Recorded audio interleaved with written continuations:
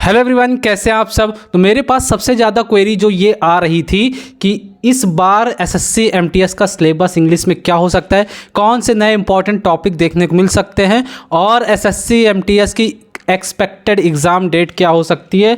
सारी चीज़ों पर जेन्युइनली और फैक्ट के ऊपर बात करेंगे विद डिटेल्ड एनालिसिस की क्या कैसी चीज़ें हो सकती। बिकॉज मैंने इससे पहले जो रिव्यू दिया था उसमें मैंने बताया था अभी तक मैंने प्री लिखा और मेंस भी लिखा, बट इस बार जो फ्लक्चुएशन मुझे देखने को मिला कहीं ना कहीं आपको उस पर सोचने की ज़रूरत है और आप अपनी प्रिपरेशन को एक नई मोड़ देने की अभी बहुत ज़्यादा ज़रूरत है, क्योंकि अभी भी आपके पास कुछ नहीं तो लगभग 1 महीने एमटीएस के एग्ज़ाम को बचे हैं।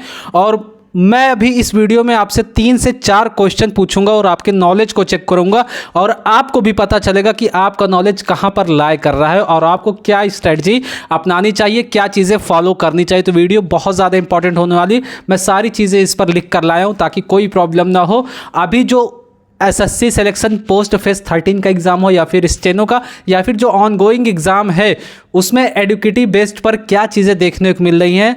बिकॉज एमटीएस वाले एस्पिरेंट सबसे ज़्यादा परेशान होते हैं, वो सबसे ज़्यादा नेग्लेक्टेड होते हैं, उन पर कोई बात नहीं करना चाहता। हर तरफ सिर्फ सीजीएल ही चल रहा है। तो मैंने सोचा एक सेपरेट वीडियो आपके लिए बना दी जाए। उससे पहले आपको एक इंपॉर्टेंट अपडेट देना चाहता हूँ कि अगर अभी तक आप मेरे टेलीग्राम ग्रुप से नहीं जुड़े हैं तो ज़रूर जुड़ जाइए, क्योंकि इस बार जिनका सीजीएल का एग्ज़ाम था उनका मेरे पास मैसेज आ रहा था कि इस बार मेरे टेलीग्राम ग्रुप से उनको बहुत ज़्यादा बेनिफिट देखने को मिला। उसका रीज़न सिर्फ एक ही था कि इतने सारे क्वेश्चन, लगभग 5000 plus questions with detailed explanation मैंने पोस्ट किया हुआ हूँ टेलीग्राम चैनल पर। आप जरूर विजिट करिए, आपको 100% वहां से बेनिफिट मिलेगा। अभी सबसे ज़्यादा रूमर्स यही आ रहे हैं कि आपका एग्ज़ाम जो है 16 अक्टूबर से शेड्यूल्ड है एसएससी एमटीएस का, बट ये बिल्कुल गलत डेट है। अभी कोई ऐसी ऑफिशियल डेट नहीं आई, ना ही अक्टूबर में आपका 16 अक्टूबर से एग्ज़ाम स्टार्ट होगा। मतलब जो भी डेट यहाँ पर अफवाहों में चल रही है, जो भी स्पेकुलेशंस चल रही है, इस पर कोई भी आप बिल्कुल भरोसा मत करिएगा। जब ऑफिशियल डेट आएगी आपको एकदम जेन्युइनली पता चल जाएगा। अब चलिए बात करते हैं आपका एक्सपेक्टेड एग्ज़ाम डेट क्या हो सकता है। देखिए, सीजीएल का एग्ज़ाम आपको पता है 12 से 26 सितंबर तक चल रहा है। उसके बाद आपको पता होना चाहिए, एक बार जब मीटिंग हुई थी तो एसएससी चेयरमैन ने यही कहा था कि इस बार सारे एग्ज़ाम हम सीक्वेंस में लेंगे।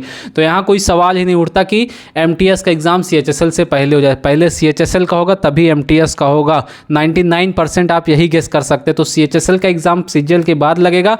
फिर आप कहीं ना कहीं देख सकते हैं या तो अक्टूबर के लास्ट वीक में या फिर नवंबर के फर्स्ट वीक में, एकदम स्टार्टिंग में ही आपका एग्जामिनेशन स्टार्ट हो जाए। तो इस हिसाब से आपको प्रिपरेशन करनी है अक्टूबर के लास्ट वीक के हिसाब से। अब बात करता हूँ क्या फ्लक्चुएशन, आपको क्या चीज़ें आपको इस बार प्रिपेयर करनी चाहिए। बिकॉज आपको पता होगा इतना ज़्यादा वेटेज है इंग्लिश का और जीके जीएस का। देखिए, जीके जीएस का लेवल बहुत ब्रॉड है, आप उसको नहीं पकड़ सकते हैं।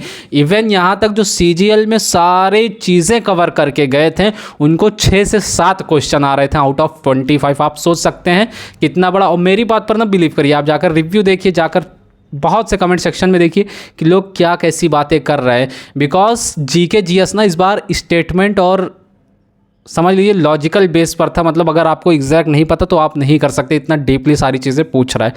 बट वहीं इंग्लिश का सब्जेक्ट एक लिमिटेड क्राइटेरिया है उसकी, और अगर आप इंग्लिश को अच्छे से प्रिपेयर कर ले जाते हैं तो आपका 75 आउट ऑफ 75 मार्क्स कहीं नहीं गया। और आपको पता है जीके जीएस और इंग्लिश के बेस पर ही सिलेक्शन होना है, और एसएससी इस बार भी जीके जीएस और इंग्लिश में खेल करने वाली है। और क्योंकि अभी तक जितने भी अभी शिफ्ट देखने को मिल रही है सब में रीजनिंग और मैथ्स का लेवल बहुत ज़्यादा हाई नहीं है। लेवल हाई किसका है? इंग्लिश का और जीके जीएस का। तो क्या टॉपिक आपको प्रिपेयर करना चाहिए, अभी क्या स्ट्रेटजी आपको फॉलो करनी चाहिए, सारी चीज़ें इस वीडियो में बात करने वाले। तो चलिए स्टार्ट करते हैं। सबसे पहली चीज़ है आपको क्या पढ़कर जाना है, वोकेबुलरी। अभी तक आप ब्लैक बुक से करते रहोगे, सिंपली सारी चीज़ें याद करते रहे होंगे। बट अब वोकैब में आपको एक स्ट्रेटजी ऐसी अपनानी जिसमें सिनोनिम, एंटोनिम और उसकी हिंदी मीनिंग सारी चीज़ें आएँ। बिकॉज जब मैं एग्जाम में बैठा था ना भाई, वोकेबुलरी दिमाग के ऊपर से उड़ रही थी। सारी ब्लैक बुक आप क्यों ना कवर कर ली हो और भी सारी पब्लिकेशंस की क्यों ना कवर कर ली हो, बट वोकेबुलरी एकदम अलग ही आ रही थी, मतलब उसका लेवल ही नहीं पता लग रहा था। बट अगर आप बहुत डीपली पढ़ कर गए हैं तो आप ऑप्शन एलिमिनेशन के थ्रू भी उसको कर सकते हैं। तो सिनोनिम्स सिंटोनिम्स मस्ट डू है, इसको जितना कर पाएँ आप कर लीजिए, जितना नए नए कवर कर पाएँ कर लीजिए। इसके बाद है करेक्ट स्पेलिंग। सबसे ज़्यादा प्रॉब्लम इस बार करेक्ट और इनकरेक्ट स्पेलिंग में आ रही है। अमूमन इसमें किसी को प्रॉब्लम नहीं होती थी, उसकी वजह ये थी कि पहले छोटी स्पेलिंग पूछी जाती थी, बट अब बड़े बड़े स्पेलिंग्स पूछी जा रही। आपसे मैं 2 क्वेश्चन पूछ रहा हूं, अगर आप इसका आंसर दे देते हैं जेन्युइनली दीजिएगा, कहीं से कॉपी मत करिएगा, कहीं से सर्च मत करिएगा, आप डायरेक्ट कमेंट बॉक्स में कमेंट करिएगा। सबसे पहली चीज़ आपको लिखना है ओनोमोटोपोइया की स्पेलिंग प्लस एक्विंटेंसी की स्पेलिंग लिखना है। और मुझे 2 वर्ड मैं आपको बता रहा हूँ, इसकी आप सिनोनिम्स सिंटोनिम्स और हिंदी मीनिंग लिखिए। पहला है फ्लिपेंट एंड नेक्स्ट वन है इरेडिएट। फ्लिपेंट एंड इरेडिएट, इसके साइनो एंटो नीचे कमेंट सेक्शन में ज़रूर लिखिए। ये पता चल जाएगा कि आपकी प्रिपरेशन कहाँ पर स्टैंड कर रही हो। अगर आप इन सब को नहीं, आपको पता है ये सारी चीज़ें आपको नहीं आ रही, तो समझ लीजिए कहीं ना कहीं आप लैग कर रहे हैं। आपको बहुत ही अच्छी स्ट्रेटजी यूज़ करने की ज़रूरत है। इसके बाद होमोनिम्स। होमोनिम्स भाइयों मत मिस करिएगा, एमटीएस में इस बार होमोनिम्स भी देखने को मिलेगा। मैं एक सेंटेंस आपको दे रहा हूँ, अगर आप इसको एक्चुअल में बता सकते हैं इसकी मीनिंग क्या है तो ज़रूर लिखिएगा। The little fly love to fly. The little fly love to fly, इसको मीनिंग बताइए डिटेल में क्या लिखा है, इसका क्या मतलब हो। फ्लाई यहाँ 2 बार आया हो, यही होमोनिम्स है, और इन फ्लाई का क्या मीनिंग है आप लिखिएगा जरूर। इसके बाद पैराजंबल भी आपको देखकर जाना है। पैराजंबल कम से कम 2 से 3 पैराजंबल आपको देखने को मिल सकते हैं इस बार। वॉइस और नरेशन भाई मस्ट डू है। वॉइस नरेशन में एक तो सिंपल सेंटेंस आपको नहीं पढ़ना, इसमें इंपरेटिव सेंटेंस पढ़ना है आपको, और रिक्वेस्ट वाले सारे सेंटेंस पढ़ना है। मतलब इससे रिलेटेड जो क्वेश्चन से बनते हैं सारे, इससे रिलेटेड वॉइस और नरेशन पढ़कर जाना है। इसके बाद है इरर्स एंड फिलर्स। इरर्स आप कर सकते हैं, मिरर ऑफ कॉमन इरर्स की बुक आती है उससे भी कर सकते हैं, और नीतू सिंह मैम की बुक से भी आप इरर को पूरा कर लीजिएगा एकदम। इसके बाद जो आपकी कन्फ्यूज़न रहेगी आप कमेंट सेक्शन में कमेंट करके ज़रूर पूछ सकते हैं। और फिलर्स को भी मत छोड़िएगा, फिलर्स बहुत तरीके से घुमाकर पूछ रहा। आप फिलर्स को होमोनिम्स के फॉर्म में पूछ सकते हैं, 4 ऑप्शन दे देगा। प्रीपोजिशन भी करके जाना है, प्रीपोजिशन भी इस बार हार्ड ही पूछी जा रही है।